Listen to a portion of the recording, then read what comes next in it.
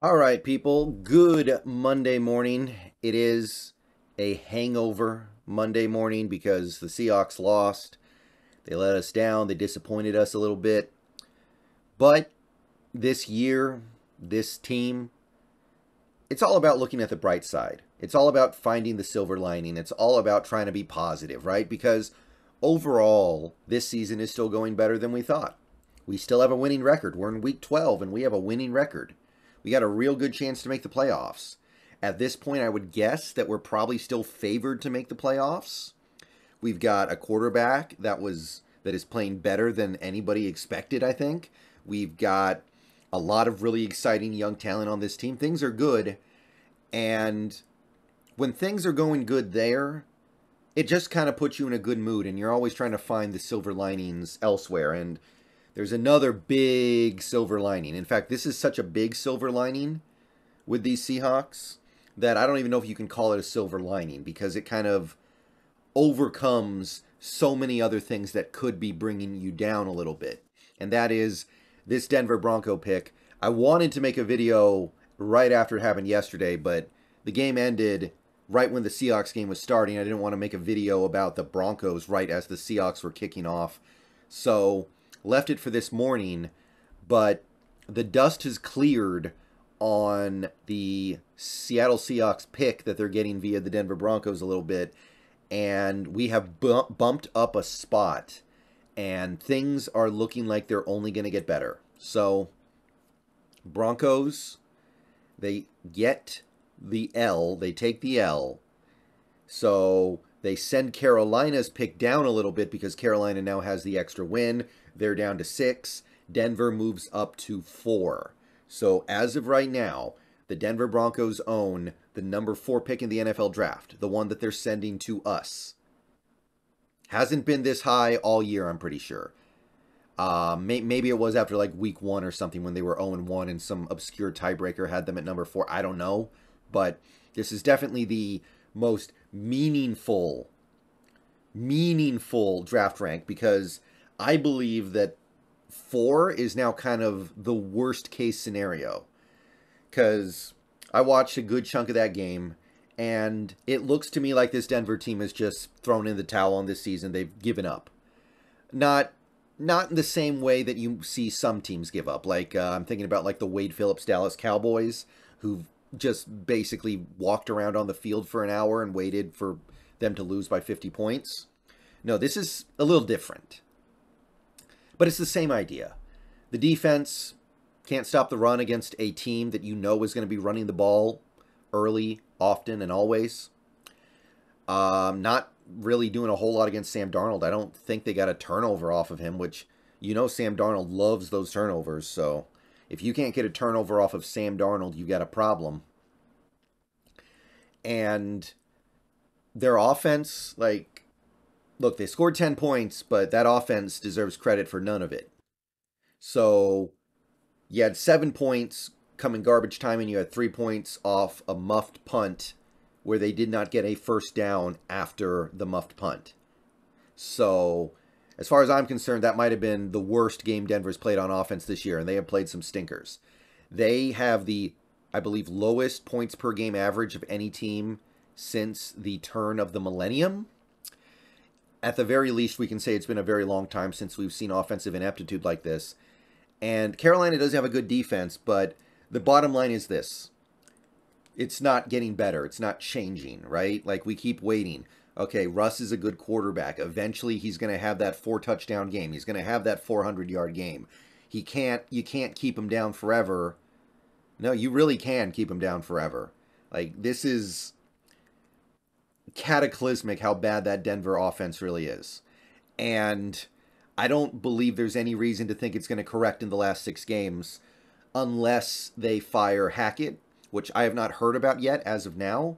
But by the time you see this video, we may have heard that Nathaniel Hackett got his Walmart pink slip and is done as the Denver coach. And they're going to promote either Evero or Dom Capers. That could shake things up a little bit just because the new coach will probably be a better motivator, probably be able to get the team on the same page a little bit better, and probably produce slightly better results. But The Clint Kubiak thing clearly didn't actually improve anything because he was calling the plays today, and that was as toothless of a performance as you've seen all year from the Denver offense. So Kubiak is not the savior. There is no savior. They've got 6 games left. And if you take a look at the draft order chart, you can see the Bears are only ahead by virtue of the fact that they have not had their bye week yet. The Bears are ahead by half a game because they played the extra game so far. So once they get their bye week and they have the same number of games played as Denver, their pick is going to jump below because their strength of schedule is much higher than Denver's strength of schedule. So once the bye week stuff clears up, that pick is going to jump up to 3. So I'm looking at a top 3 pick coming up in this draft. At this point, I don't see how we don't get it, honestly. Like, you look at the Denver schedule. We've done this a million times already, but just to reiterate, you've got at Baltimore. Baltimore's a good team. You've got a game against the Chargers week 18 when they're going to be probably at their healthiest because they're going to have Rashawn Slater back. They're going to have a few other pieces back. They'll probably have MartyWilliams by then. That's another good team, by the way. They are good. These are flawed teams, but they're good. Kansas City, they have to play an elite team twice. They get 2 games the rest of the year against bad teams. Arizona at home. Arizona is bad, but they're way better than the Broncos. It's not even close. And then you have the Rams, who are really, really bad. That's probably their one chance right after Christmas.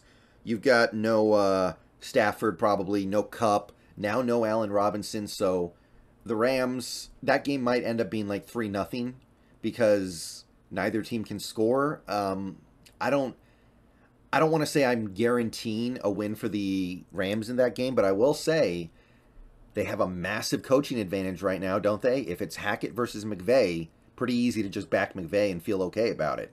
And it's on the road. So, bottom line is this. I don't see Denver winning another game the rest of the way. I don't see Denver winning another game the rest of the way. They have one real chance to win a game in LA, and I don't think it happens.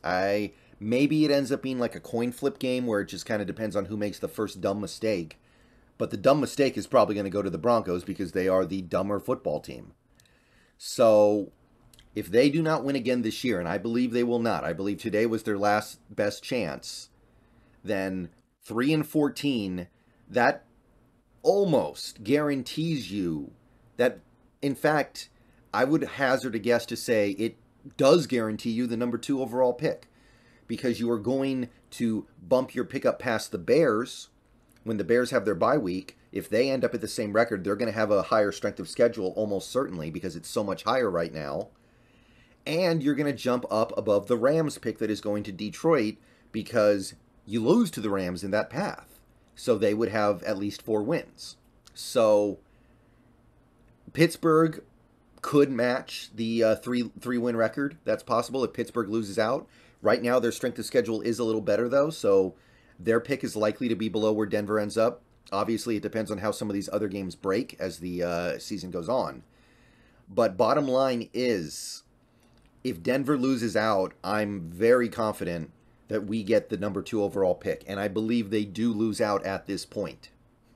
So that is what is at stake right now. And that helps make a stupid loss to a stupid Raiders team go down just a little easier.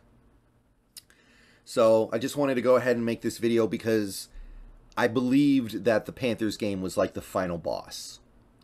The final boss, and if they could find a way to get a win against this Denver team, I believe that that was kind of the straw that breaks the camel's back. Not only is Denver going to lose the rest of their games, I think they're going to start not being competitive in these games because that defense looks about ready to roll over. Like that is a bad Carolina offense. All they can do really is run the ball. They've got probably the worst of their 3 quarterbacks playing, and it's kind of a blowout. So I think that Denver team's about ready to roll over.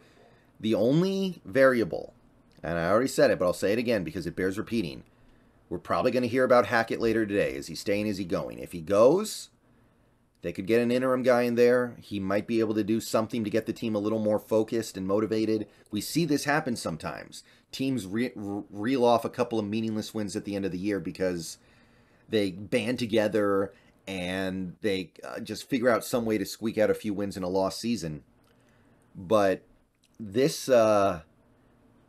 this Broncos team, it might not be on the table, but I would definitely prefer them to keep Hackett the rest of the way. All right, so that's all I got for this one. I don't really have any further analysis. I think we're getting the number 2 pick. That's what I'm going to say right now. I believe we are getting the number 2 overall pick, and I believe C.J. Stroud will be off the board, courtesy of Houston, leaving us the pick of everyone else. Will Anderson, Jalen Carter, Bryce Young, those would be the 3 chief guys right now. You can trade down and still possibly get one of those guys. So, good options on the table, but it's a pretty sweet place to be. Let me know what you guys think. I will talk to you guys later. Go Hawks, and sitting pretty. Sitting pretty.